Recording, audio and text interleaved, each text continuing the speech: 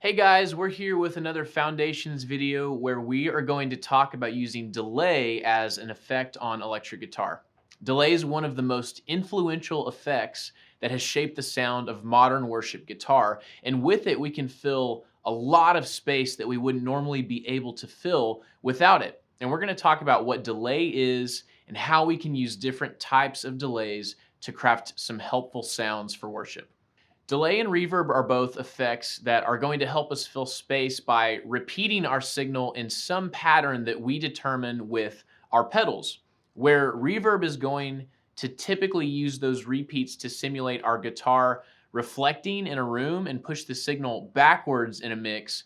Delay, on the other hand, is going to use echoes to create space towards the front of the mix, just like our dry signal is. And the delay sounds we are typically going to use in worship music are digital, analog, or tape. The first one is digital, and digital delays are going to have the cleanest repeats and are going to work really well for parts where delay makes up a significant portion of the tone or part. So here's an example of a digital delay, and I'll just play really choppy so you can hear the repeats and how they sound.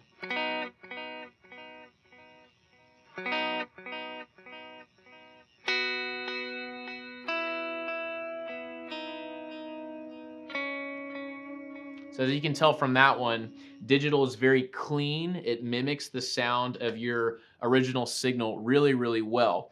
And analog delays, on the other hand, are going to have much darker and colored repeats and incorporate some really musical modulation that creates some healthy separation between the delay sound and your dry signal. Analog delays work really well as a workhorse delay sound for many different parts and delay times, as well as ambient swells. And I'll give you an example of an analog delay real quick. So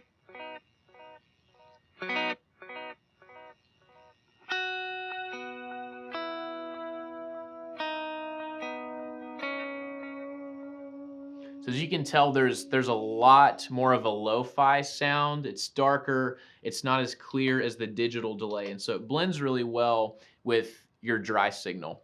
And the third delay, or tape delay, those are most similar to analog delays, but they have some more unique modulation controls that mimic tape machines like wow and flutter, and those can be tweaked to be a little brighter sounding than an analog delay.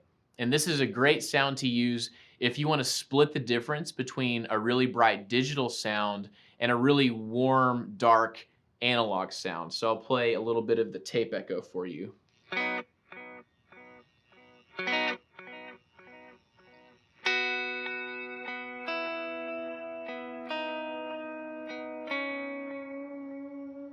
So as you can hear, it's kind of a good middle ground, and it sounds a little bit different than both the analog and digital delays. And as far as delay times go, we can use a variety of subdivisions to fit whatever style we're going for. Most of the time, we will be able to achieve the sound we want with quarter note, dotted eighth note, and 16th note subdivisions, going from greatest time to least time. I like to use quarter and eighth note delays in order to fill space in my playing with some more rhythm guitar or chunky parts. And then dotted eighth and 16th notes for more rhythmic parts where the delay time really helps craft the sound of the part.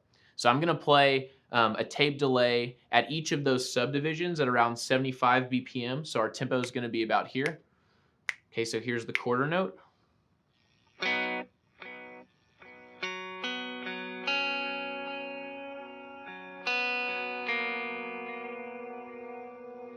Okay, here's dotted eighth.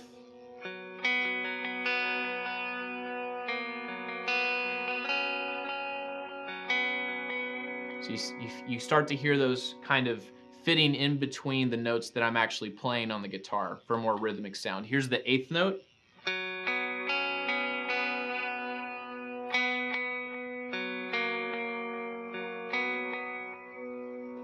Then lastly, here is the 16th note. And I like to use this on more muted plucks.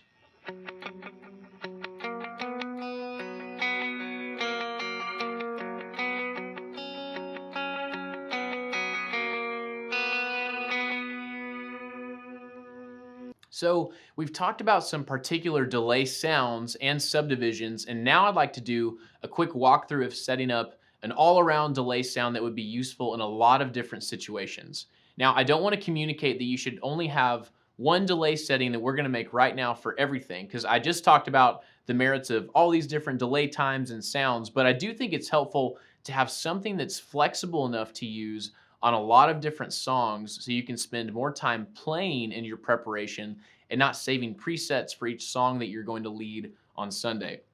We're going to pick just one subdivision and talk about dialing in some of the other delay settings that will translate to other subdivisions should you choose to use them as well. So let's dial in an analog delay with a dotted eighth subdivision around 75 BPM. So this is a brand new setting. I don't really know what I'm going to hear. Okay, so I can hear that the delay time is probably a little long. Okay, so I want to go down to the dotted eighth. And that's a fun illustration that when you're messing with analog delay times, while the delays are repeating, there's some fun modulation that can be used really creatively sometimes. So let's see if we got that dotted eighth. Cool, that's much better. Next thing I'm going to do is bring my mix level of the delay up and down. And I like for my delay to sit underneath the guitar and not be the fully featured sound. And so I'm going to try and aim for that real quick and see where we're at. So probably need a little bit more. Let's try that. That's pretty close. I might want a little bit more, especially just for this video.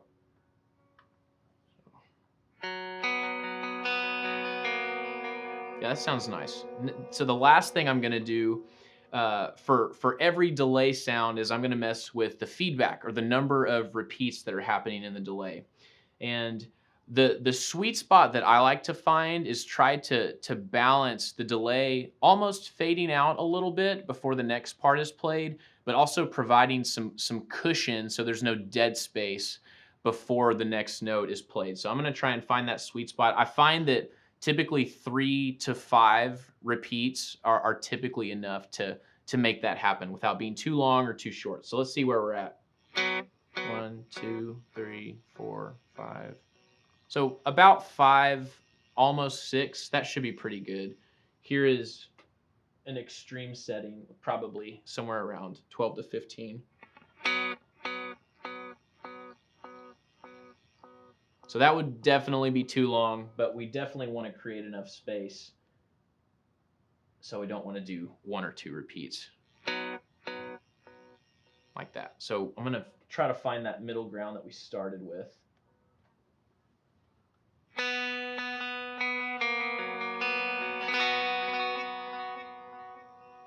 So another thing that we can adjust, especially with analog and tape delays, is the amount of modulation introduced in our repeats. And incorporating a tasteful amount of modulation really helps the delay stand out from the original tone of the guitar. So let's take a few seconds and see what kind of modulation we're working with here. So it's definitely warmer because it's analog, but I want to add a little bit of movement. So let's just go up to some extreme settings real quick. See what we're working with.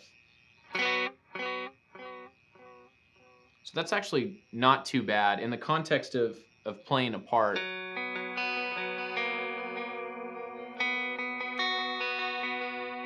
it's probably a little too much. Sounds a little too chorusy for my delay, but I can back it off a little bit and see what that does. So there's a little bit of modulation there that kind of helps it stick out.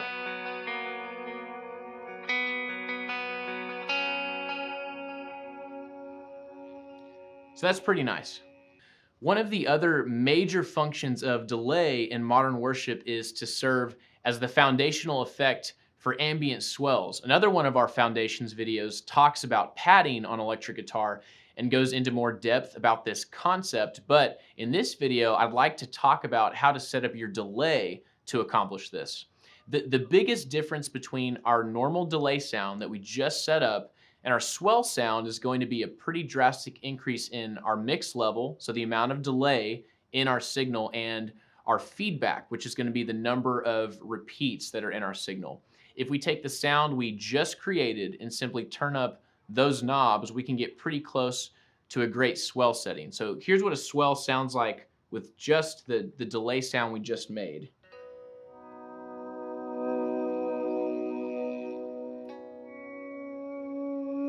So already we have a good foundation for setting up this effect. And so the only thing I'm going to do, and I'm going to need to tweak this, but I'm going to turn my mix knob up to about, let's say 75%.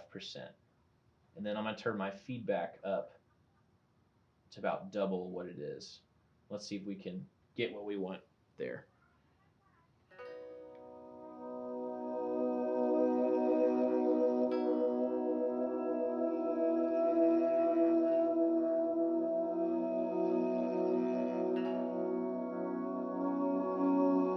So we definitely got the amount of wash and trail and mix level we need.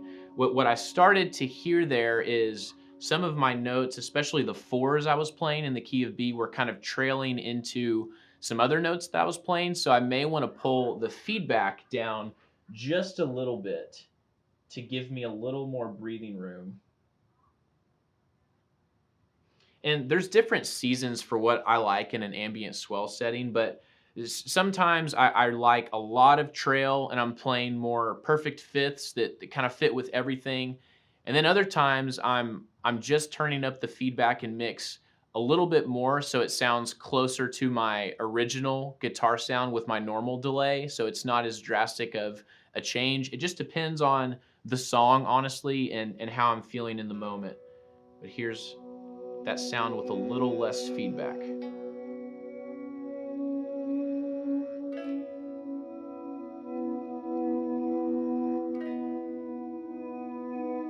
I feel like that is way less cluttered and those notes aren't really trailing into the next ones in a distracting way. And one thing to consider when setting up delay sounds for normal playing and swells is how you can set yourself up to switch back and forth between them in the middle of a song in the simplest way possible. This is where I use presets in this external controller to my advantage. I have a good all-around delay setting that I can change the tempo of right here, and then I have the swell sound ready to go in slot 2 of this bank. So if I need to switch over in the middle of a song, I can do it pretty seamlessly and not throw a huge wrench in my playing. We hope that this video has been helpful to you and gives you some ideas to play around with as you incorporate delay into your leading. And if you have any questions about this content, please feel free to reach out to us at worship@grace-bible.org. And we'll see you next time.